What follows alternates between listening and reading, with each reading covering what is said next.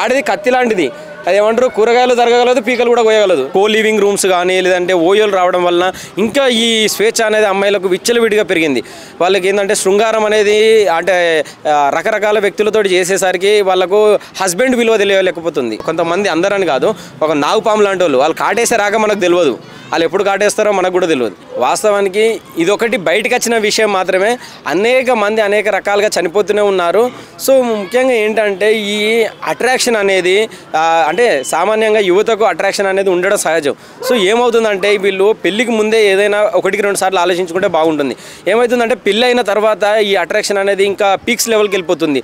అంటే ఏదంటే ఇప్పుడు కట్టుకున్న హస్బెండ్ని కన్నా అమ్మ నాన్నలు కూడా వదిలేసి వానికి పదే పదే అంటే ఇక వానికి అంటే దగ్గరగా అట్రాక్ట్ అంటే ఇప్పుడు వాళ్ళకు ఏమంటారు దగ్గరగా అడిక్ట్ అవ్వడం వలన ఒక ఆల్కహాల్ ఏ విధంగా అడిక్ట్ అవుతుందో అమ్మాయిలు కూడా కొంత ఏదైనా అంటే విచక్షణ జ్ఞానాన్ని కూడా కోల్పోతున్నారు. వాళ్ళకు అడిక్ట్ అయ్యి తొందరగా ఏం చేస్తున్నాం అనేది కూడా అంటే వాళ్ళకు అవగాహన లేకుండా ఇట్లాంటి కూడా ప్లాన్ చేస్తున్నారు, దానికి సుఫారీ కూడా ఇస్తున్నారు. సో ఏదేమైనప్పటికీ ఇట్లాంటి అనేది చాలా బాధాకరం అన్న. ఒకప్పుడు అమ్మాయిలు భయపడేవాళ్ళు, ఇప్పుడు అబ్బాయిలు భయపడుతున్నారు ఒక మ్యారేజ్ చేసుకోవాలి. ఒకటన్న ఇది ఎందుకనంటే అమ్మాయిలు అబ్బాయిలు అనేది ఒక విషయం పక్కన పెడితే అమ్మాయిలు ఈ మధ్యలో అంటే ఈ కో లివింగ్ రూమ్స్ కానీ లేదంటే ఓయోలు రావడం వలన ఇంకా ఈ స్వేచ్ఛ అనేది అమ్మాయిలకు విచ్చలవిడిగా పెరిగింది. వాళ్ళకి ఏంటంటే శృంగారం అనేది అంటే రకరకాల వ్యక్తులతో చేసేసరికి వాళ్ళకు హస్బెండ్ విలువ తెలియలేకపోతుంది.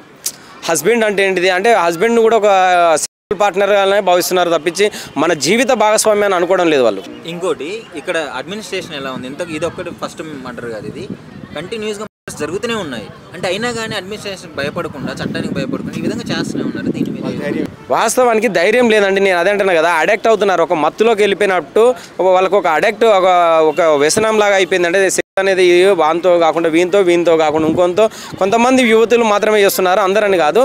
ఎందుకనంటే కొంతమందికి ఏమవుతుందంటే అదే చెప్తున్నాను కదా, అనేది వాళ్ళు అంటే లైఫ్లో ఒక పార్ట్ లాగా ఆలోచించట్లేదు, అదే లైఫ్ లాగా ఆలోచించి దానికే అడిక్ట్ అవుతున్నారు. సో అది వాళ్ళు కూడా ఒకసారి ఆలోచించుకోవాలి. ఏదేమైనప్పటికీ ఈ కో లివింగ్ రూమ్స్ కానీ లేదంటే ఓయోస్ కానీ లేదంటే ఇంకా మహిళలకు స్వేచ్ఛ అనేది ఇప్పుడు బాగా ఎక్కువ ఇస్తున్నారు హస్బెండ్స్ కూడా.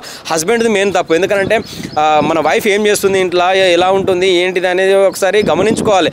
ఏదన్నా ఇప్పుడు మహిళల్ని కూడా ఒకసారి పార్కు కానీ సినిమా కానీ తీసుకెళ్లాల్సిన బాధ్యత మన ఉంటుంది. కేవలం వంటింటికే పరిమితం చేసి అట్లనే మనము అక్కడే ఉంటుంది అని అనుకుంటే అది చాలా పొరపాటు. ఎందుకంటే వాళ్ళను ఎంత స్వేచ్ఛగా చూసుకోవాలో అంత జాగ్రత్తగా కూడా చూసుకోవాలి. ఎందుకంటే ఆడవాళ్ళు అనేది ఇప్పుడు వాళ్ళు కొంతమంది అందరని కాదు, ఒక నాగుపాము లాంటి వాళ్ళు కాటేసే రాక మనకు తెలియదు, వాళ్ళు ఎప్పుడు కాటేస్తారో మనకు కూడా తెలియదు. ఎందుకనంటే ఇప్పుడు ఏమవుతుందంటే తిరిగినన్ని రోజులు బాగానే ఉంటున్నారు, ఏదన్నా ఒక మాట అన్నామనుకో వాళ్ళు హట్ అయిపోతున్నారు, ఆ చిన్న మాటకే హట్ అయిపోతున్నారు. అని ఇన్ని సంవత్సరాలు ప్రేమించి కలిసి ఉన్నదంతా మర్చిపోతున్నారు. లేరు. అదే ఇప్పుడు అదే అంటున్నా, స్వేచ్ఛ అనేది పెరిగిపోయింది అన్ని రకరకాలుగా. సో హనీమూన్ మంటలు ఆ అమ్మాయిని చూసి ఇంట్లో ఉన్న గృహిణులు కూడా ఏం నేర్చుకుంటారు, వాళ్ళకు కూడా ఇలాంటి ఏమైనా ఐడియాలు వస్తాయి అంటారు? తప్పకుండా అండి, ఐడియాలు వస్తున్నాయి కాబట్టే ఒక్కొక్క హస్బెండ్ని చంపి వేరేకడ పడేస్తున్నారు. అంటే ఈ దేశంలో మహిళలు ఎంత ఏ స్థితిలో ఉన్నారో అర్థం చేసుకోగలం మనం.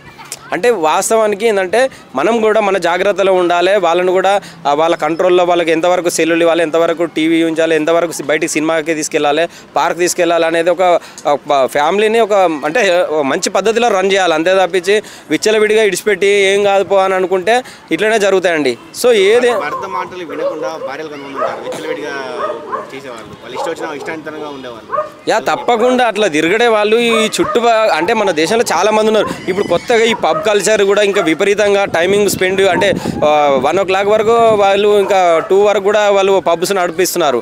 సో అర్థం చేసుకోండి, పబ్స్ విచ్చలవిడిగా నడిపించడం లేదంటే కానీ అనేక రకాల వ్యసనాలకు మహిళలు గురవుతున్నా కూడా వాళ్ళ హస్బెండ్ పట్టించుకుంటలేడు. ఎందుకంటే వాడు నైట్ డ్యూటీ అని ఆఫీస్కి వెళ్తున్నాడు, ఆమె ఏ టైంకి వస్తుందో ఏ టైంకి వస్తుందో ఎవరికి తెలియట్లే.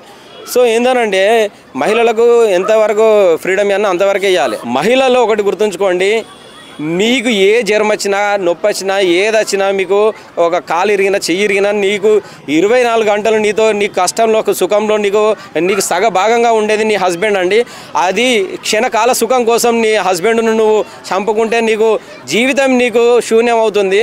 అదే ఒకటి ఆలోచించుకోండి. అదేవిధంగా ఇలాంటి తప్పులు చేసే మహిళలకు ఇంకొకటి చెప్తున్నా అండి, ఇంకొకసారి ఇలాంటి అంటే మహిళల పైన ఏదైతే దాడులు చేస్తే మహిళా సంఘాలు ఏ విధంగా వస్తాయో ఒకటి బాయ్స్ పైన కూడా కూడా ఏమైనా దాడి చేస్తే భయపడేలాగా కొన్ని చట్టాలు కానీ ప్రభుత్వం కూడా రూపొందించాలి. అదేవిధంగా సంఘం పేరులో అంటే ఇప్పుడు చాలా మంది పెద్ద పెద్ద మనుషులుగా అంటే సంఘంలో చెలామణి అవుతున్నారు. ఈ సంఘంలో చెలామణి అయ్యే వాళ్ళు కూడా కొంతమంది అంటే బాయ్స్ రక్షణ కోసం ఒక చట్టాలను కూడా ఏర్పాటు చేస్తే బాగుంటుందని అనుకుంటున్నా. ఎందుకంటే ఇప్పుడు పెళ్ళై 3 days అయింది, ఆమెకు ముందే లవర్ ఉన్నాడు. ఆ లవర్ ఉన్నాడని ఆమెకు తెలిసి కూడా ఇంట్లో వాళ్ళకి చెప్పి చేసుకోకుండా ఇప్పుడు పెళ్ళైన తర్వాత హనీమూన్లో చంపేయడం ఇట్లాంటివి ఎలా చూడొచ్చు? ముందే క్యాన్సర్ ఇప్పుడు ఏమవుతుందనంటే అదే అంటున్నానండి, మెయిన్గా అట్రాక్షన్ అండి. ఇప్పుడు ఫస్ట్ లవర్ ఉన్నప్పటికీ కూడా చేసుకోవాలన్నది ఇంట్రెస్ట్ అనిపించేది. జస్ట్ ఏదో సెక్స్ చేసుకున్నావా 4 రోజులు అయిపోయిందా వాంతో బోర్ కొట్టినట్టు అనిపిస్తుంది. మళ్ళీ ఇంకోని చేసుకునేసరికి ఏమనిపిస్తుంది అంటే వాడి జ్ఞాపకాలు వాడే గుర్తు రావడం, పదే పదే వాడి ఫోన్లు మెసేజ్లు చేయడం, వాడు ఇక స్టార్ట్ అయినప్పుడు మళ్ళీ కనెక్ట్ కావాలనిపిస్తుంది. సో ఏదైనా ఇప్పుడు నేను 10th క్లాస్లో ఒక అమ్మాయిని లవ్ చేసిన, ఒక రోజ్ అనే అమ్మాయిని లవ్ చేసిన. నాకు పెళ్ళి ఇప్పటికీ 4 years అయింది. నాకు బాబు పాపున్నాడు. ఒక్కొక్కసారి నాకు ఆమె చూసినప్పుడల్లా నాకు ఫోన్ చేయాలి, మెసేజ్ చేయాలి, హాయ్ బాగున్నావా, ఏముంది, ఏదో ఒకటి పలకరించాలనే ఒక ఏమంటారు ఒక ఒక ఒక ఆతృత ఉంటుంది అన్నట్టు. అందుకే ఇప్పుడు కొత్తగా ఏమంటున్నాం, గెట్ టుగెదర్ ప్లాన్ చేద్దాం, కలుద్దాం, ఏదో అని ఒక ప్లానింగ్స్ అనేటివి ఉంటాయి. అవును, అదే చెప్తున్నాం కదా. అట్లాంటి కొంచెం జాగ్రత్తగా ఉండాలి. ఎందుకంటే ఇప్పుడు ఎవరైనా కూడా జాగ్రత్తగా ఉండి ఎంతవరకు రన్ చేయనో అంతవరకే రన్ చేయాలి, ఎంతవరకు ఉండనో అంతవరకు ఉండాలి. ఇప్పుడు ఇలా జరగడం వల్ల ఇప్పుడు వాళ్ళ భవిష్యత్తు కూడా నాశనమైంది కానీ వాళ్ళు ఇప్పుడు జైలుకి వెళ్ళాల్సిన పరిస్థితి. సో ఏదైనా ఒక మనిషిని చంపేంత ఇష్టం ఉండకూడదు. ఏదున్నా కూడా ఇష్టాన్ని కష్టంగా భరించినప్పుడే భార్యాభర్తలు కలిసి ఉంటారు. అరేంజ్డ్ మ్యారేజ్ అంటేనే భయం అవుతుంది. అరేంజ్డ్ మ్యారేజ్లో చేసుకుంటేనే ముందు వాడికి లవర్ ఉంటుంది, ఆ అమ్మాయికి వాడు వచ్చి చంపేస్తాడు. మరి ఏంది పరిస్థితి? అరేంజ్ మ్యారేజ్లన్నీ అంతే తగలబడ్డాయి. ఇప్పుడు ఒకటండి, అరేంజ్ మ్యారేజ్ అంటే ఇప్పుడున్న జనరేషన్లో 9th class 10th class పిల్లలు కూడా లవర్స్ ఉంటున్నారు. సో అట్లా అని చెప్పేసి అందరినీ మనము అనుమానించడానికి లేదు కదండి. అట్లా అనుమానించాలంటే మన ఇంట్లో అమ్మకాల నుండి కూడా అనుమానించాల్సి వస్తుంది. సో ఏందనంటే సమాజాన్ని మనము ఒక సైడ్ కాకుండా 2 వైపులా చూసుకోవాలి, ఫ్యామిలీని జాగ్రత్తగా చూసుకోవాలి. అంటేనా ఆడిది కత్తి లాంటిది, అదేమంటారు కూరగాయలు తరగగలదు, పీకలు కూడా కోయగలదు. ఇన్నేళ్ళ లవ్ గురించి చెప్పారు, మీరు జెన్యున్ లవ్ అని అర్థమవుతుంది. అమ్మాయిలు జెన్యున్ గా ఉన్నారా అసలు ఇప్పుడు? మరి మీ అంతా అమ్మాయిలు అంటే నేను అదే అంటున్నా అండి. ఇప్పుడు నేను ప్రేమించే అమ్మాయి కూడా పెళ్ళయింది, ఆమె నేనంటే చాలా ఇష్టం. కానీ వాళ్ళ హస్బెండ్ విడిచి రాలేదు. ఎందుకంటే వాళ్ళ హస్బెండ్ చాలా బాగా నాకంటే బాగా చూసుకుంటుండు. సో అంటే చూసుకోకుంటే వచ్చే అవకాశం ఉండొచ్చు, కానీ ఇప్పుడైతే చూసుకుంటుండు. ఉంటారండి, అదే అంటున్నా కదా, ఉంటారు, తప్పకుండా ఉంటారండి. ఇప్పుడు 5 ఏళ్ళు సమానం ఉండవండి, అందరూ ఒకలాగా ఉంటారని కాదు. 5 ఏళ్ళు సమానం ఉండవు కాబట్టి అందరూ ఇట్లానే బాగా చూసుకుంటారని కాదు. కొంతమందికి ఉంటుంది, ఏమైనా ప్రాబ్లమ్స్ ఉంటాయి, దానిలో ఉంటాయి. లో చెప్పేసి ఎవరికి తెలియదు కాబట్టి పెళ్ళొద్దు నాకు అని చెప్పేసి చెప్తున్నారు. ఇప్పుడు ఒకటే ఆవిడ్ని తీసేస్తే పని అయిపోతుంది. ఇలాంటి మళ్ళీ రిపీట్ కావద్దు అబ్బాయిల మీద, మళ్ళీ ఇలాంటి ఇన్సిడెంట్ రిపీట్ కావద్దు అంటే డెఫినెట్లీ ఆమెను ఉరి తీయాలంతే. అమ్మాయిలు అలా తయారవడానికి మెయిన్ కారణం ఏంటంటే సోషల్ మీడియానా చదువా? నాకు తెలిసి చుట్టుపక్కల వాళ్ళు సోషల్ మీడియాతో పాటుగా మన ఫ్రెండ్షిప్ కూడా దాంట్లో కొంచెం ఇన్వాల్వ్ అయి ఉంటుంది. ఎందుకంటే చాలామంది చెప్తూ ఉంటారనమాట, మనం ఎవరితో అయితే తిరుగుతామో మన బిహేవియర్ వాళ్ళలాగానే ఉంటుంది, అలానే ఉంటుంది అని చెప్పేసి. అక్రమ సంబంధం మీద బాగుంటాయి సార్, బాగుంటాయి.